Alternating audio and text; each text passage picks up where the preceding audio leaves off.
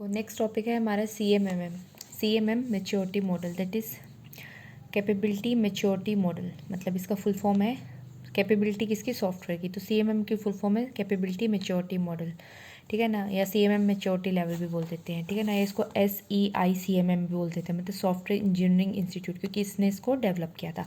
सबसे पहले एक तो तुम थोड़े से ये IEEE के स्टैंडर्ड याद रखो कि अगर तुमसे पूछ लें कि लाइक IEEE का ISO 9000 स्टैंडर्ड किसके लिए होता है, सॉफ्टवेयर रिलायबिलिटी के लिए। ISO का 9001 स्टैंडर्ड होता है सॉफ्टवेयर डेवलपमेंट के लिए।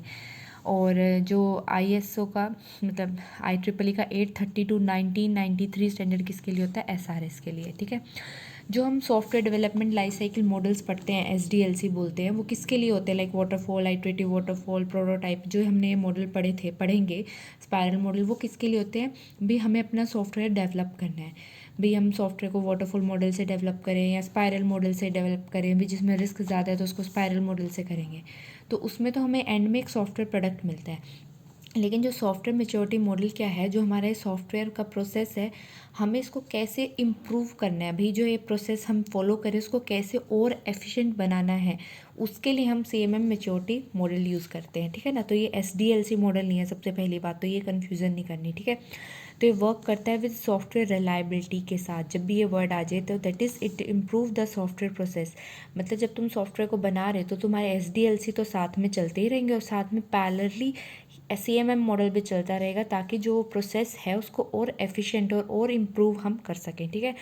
दूसरी बात आपको ये याद रखनी है कि CMM को किसने बनाया था, SEI ने, that is software engineering institute, ठीक है ना, ऑफ कार्नेज मेलन यूनिवर्सिटी। तभी इसको हम कई बार SEI CMM भी बोल देते हैं। तीसरा क्या होता है, CMM डिस्क्राइब करता है की elements of an effective software process. वही बोले ना मैंने कि भाई हमारा जो सॉफ्टवेयर का प्रोसेस है बनाने का, उसको हम और कैसे इफेक्टिव बना सकते हैं, तो उसके की एलिमेंट्स को डिस्क्राइब करता है। नेक्स्ट तुम्हें पता होना चाहिए कि जो CMM के मॉडल हैं उसकी 5 स्टेजेस होती हैं, ठीक है, 5 की एलिमेंट्स हैं। तो ये 5 की एलिमेंट्स का दूसरा तुम्हें ऑर्डर याद रखना है, ठीक है ना। मतलब जैसे सबसे पहले इनिशियल होता है, फिर रिपीटेबल होता है, फिर डिफाइन होता है, फिर मैनेज्ड होता है और लास्ट में ऑप्टिमाइज, इसी ऑर्डर में होता है, ठीक है ना। और तीसरा जो मैंने ये बोल्ड कर रखा है, ये आपको एज इट इज़ याद होना चाहिए। उसके बाद ये अंदर वाले 1-2 बार पढ़ लेना, तो मतलब ताकि तुम्हें ये याद रहे, इनकेस वो पूछ ही लें। वैसे तो वो पूछेंगे नहीं, ठीक है ना, ज़्यादा से ज़्यादा वो ये पूछ सकते हैं HSSC PGT वाले, ठीक है, या इनका ऑर्डर पूछ लेंगे, ठीक है।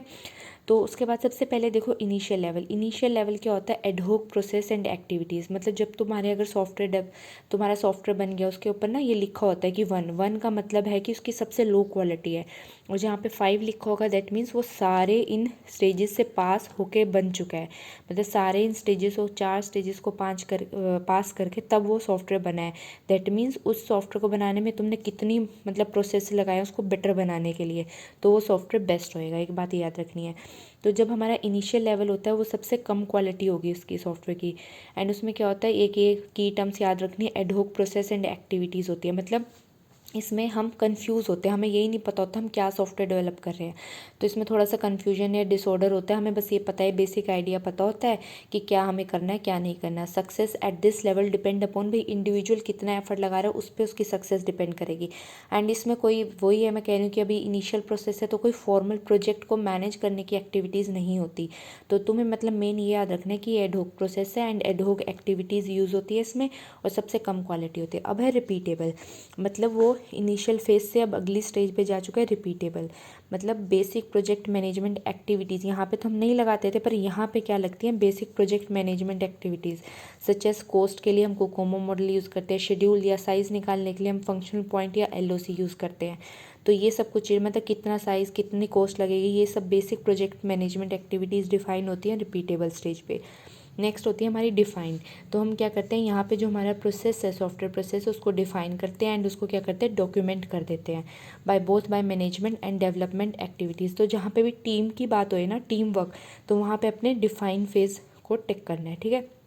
नेक्स्ट होता है हमारा मैनेज में हमेशा याद रखना क्वांटिटेटिव मैनेजमेंट की बात हो रही है, ठीक है ना। तो हमेशा याद रखना है यहाँ पे क्वांटिटेटिव की बात होगी, क्वालिटी की नहीं। तो मैनेज में क्या होता है, प्रोसेस की मेज़रमेंट करते हैं। मतलब जो भी हमारे प्रोजेक्ट की मैट्रिक होती हैं, अलग अलग मैट्रिक होती हैं हमारी प्रोसेस को अलग अलग चीज़ें मेज़र करने के लिए, ठीक है। तो एंड प्रोसेस की मैट्रिक, ठीक है ना, size, reliability, time, complexity, understandability and quantitative factor.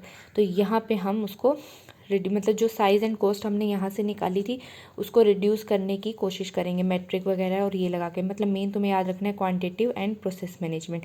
And last हमारा होता है ऑप्टिमाइज, मतलब तुम्हारा सॉफ्टवेयर है इन फेज से जाके अब लास्ट अपनी ऑप्टिमाइज फेज से हो चुका है। मतलब इससे बेटर आप उस सॉफ्टवेयर को नहीं बना सकते और इम्प्रूवमेंट के चांस नहीं है। तो साइज इज़ बेस्ट हो जाता है।